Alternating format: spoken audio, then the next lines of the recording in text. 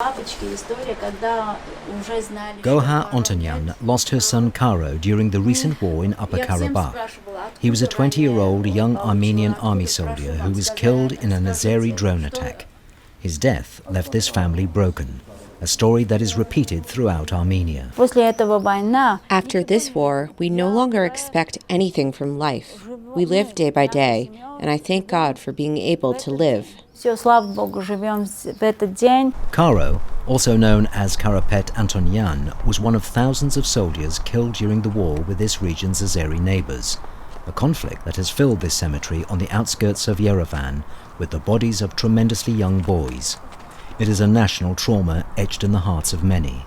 We cannot see him, but we know that he is always with us. Whatever we do, he is with us. We live now to remember him. And there are the visible injuries. At the rehabilitation center for the war wounded, the conflict saturated the corridors with almost 2,000 patients. Now, 9 months after the end of that war, they still treat 300 people, most of them younger than 30. Most of them are wounded by shrapnel. These shrapnel explosions generate multiple injuries, amputations, and traumas, very serious traumas, and not all of them are operable. The scars on Armenian society are evident. Independent observers worry that peace after the ceasefire will give way to a desire for revenge. Speaking about Armenia, the revanchist sentiments are very strong here.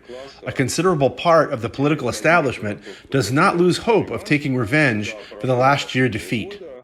As Gohar Antonyan sees it, nothing will bring her son back. My son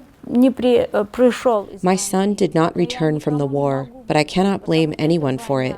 It is the war, and no one can be sure who will return and who will not.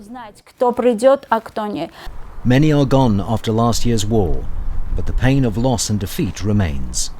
For Pablo Gonzalez in Yerevan and Ricardo Marquina in Moscow, Roderick James, VOA News.